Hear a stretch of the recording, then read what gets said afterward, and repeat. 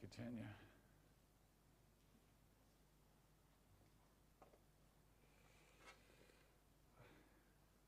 Well, today's theme is remembering those persecuted for Christ. December the 28th is a minor festival of the church here called the Innocents. Those children of Bethlehem, 2-year-old and younger, killed by Herod as he sought to destroy Jesus. Today we remember them as well as others persecuted for Christ. Friends, in a powerful world, or power-hungry world, we're always going to come up across bullies and tyrants and dictators, yes? And when they become national leaders, they're often a piece of work. They intimidate or threaten or kill anyone who stands in their way. Can you think of some examples in recent history? Yes, Putin, I think, is one of those. Magi, yes. Ceausescu, yes. Hitler. Pol Pot. Stalin. Idi Amin. Saddam Hussein. Kim Jong-un, to name a few. Well, one of these types of character in the ancient world was King Herod the Great. I'm going to tell you a bit about him because it helps us understand the story we read before. Herod was a clever politician who worked his way into power by currying favour with Rome. He was appointed governor in BC 47 and received the title of king in 40 BC. King Herod then ruled until 4 BC, when he died at Jericho, aged around 70.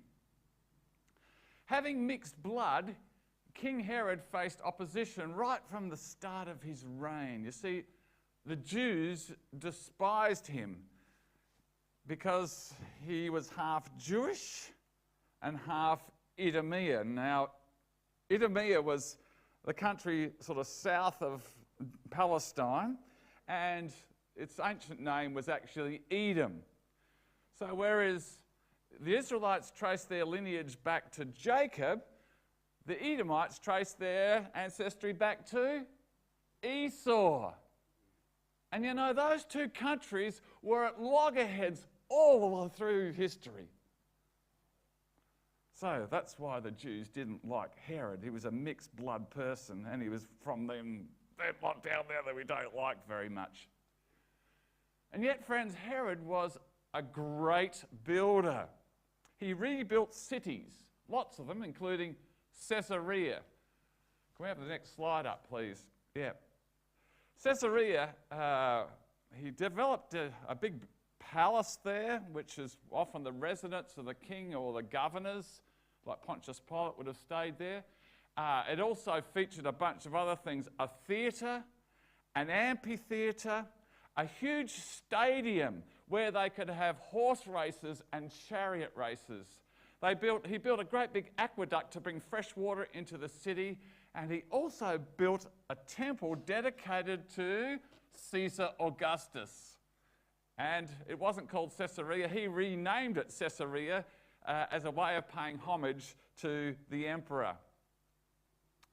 In 19 BC, Herod began rebuilding the Jerusalem temple, but died long before its completion.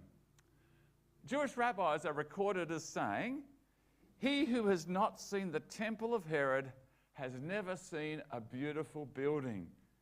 And you might remember in the gospel accounts where Jesus' disciples, they're walking out from past the temple, and the disciples say, "Oh, Jesus, look how magnificent these buildings are."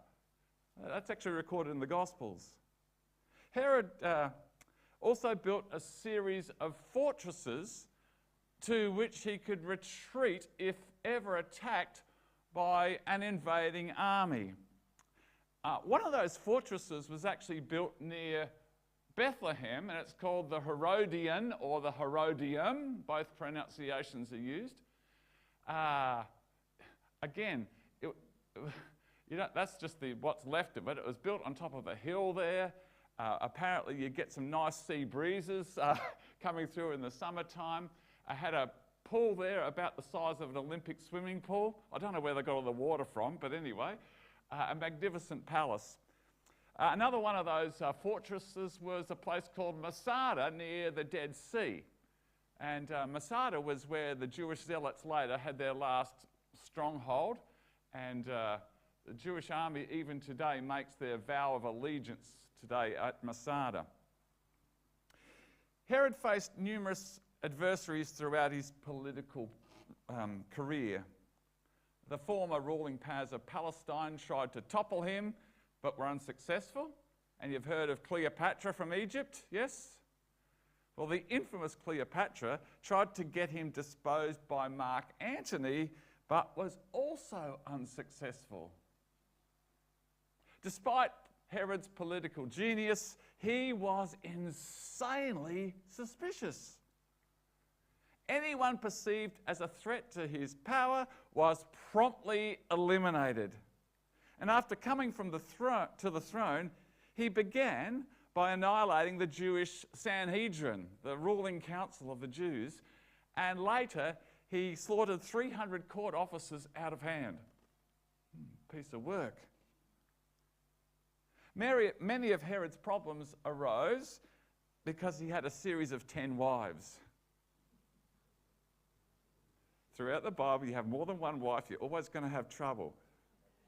Trust me, you can read the book for yourself. And of course, each of these wives wanted their son or sons to become Herod's successor.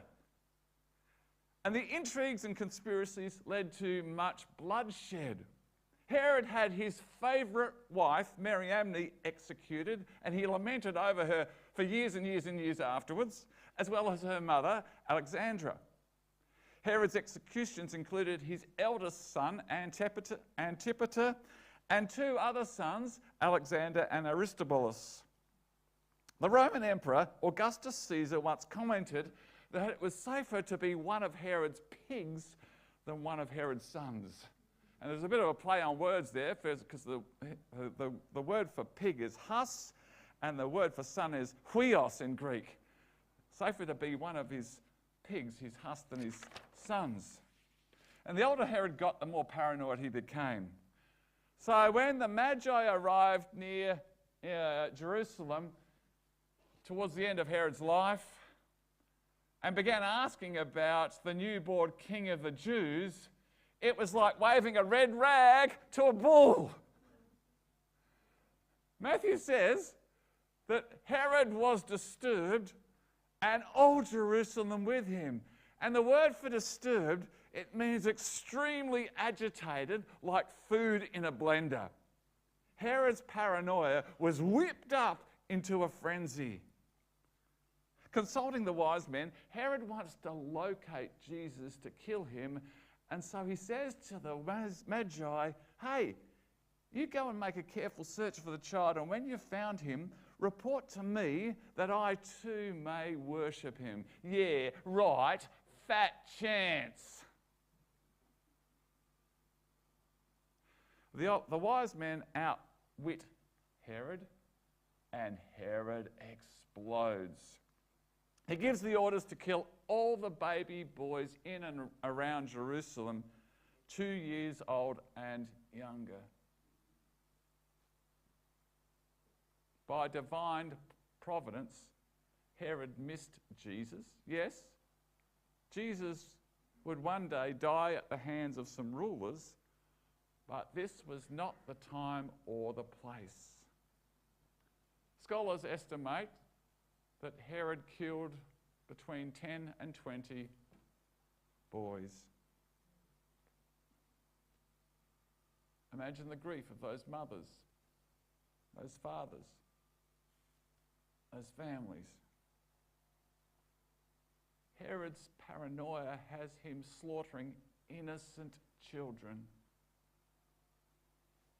They are the first to die for the sake of Christ. And friends, there have been many millions since. The Roman Emperor Nero was famous or infamous for his torture of Christians.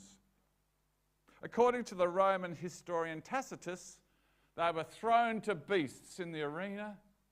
They were dipped in tar and set burning alive as candles for Nero's dinner parties. They were crucified. Nasty piece of work. Many New Testament letters are written to Christians under threat of persecution, and Peter writes, "Dear friends, don't be surprised at the fiery trials you are going through as if something strange were happening to you. Instead, be very glad, for these trials make you partners with Christ in his suffering, so that you will have the wonderful joy of seeing his glory when it is revealed to all the world." And we know, according to tradition, what was Peter's death? Crucified upside down under the reign of Nero. Jesus also warns his followers that they will face opposition. If the world hates you, remember that it hated me first. The world would love you as one of its own if you belong to it, but you are no longer part of the world. I chose you to come out of the world, so it hates you. Friends, we often take our religious freedom for granted. You know, imagine what it's like living in a communist country where you're told you can't do that. The fact is, more people died for Christ in the last century, like the 20th century, than the previous 1900 years combined. So if you think that persecution of Christians is something just happened way back in the ancient times, no. There's probably about 380 million people around the world enduring some form of persecution for Christ today. In January 1999, some of you might remember this, I recall there's a missionary in India. His name was Graham Staines, who was burnt or incinerated alive in his Land Rover, together with his two sons, Philip, aged 10, and Timothy, 6, by Hindu fundamentalists. It was throughout the news. Incredibly, his widow Gladys continued to live in India, caring for the poor and for those afflicted with leprosy until she returned home to Australia in 2004. Remarkable. And if you type in Graham Staines in your Google search, you might even be able to find story. There was a story of one of the people who committed the atrocity actually converted to Christianity.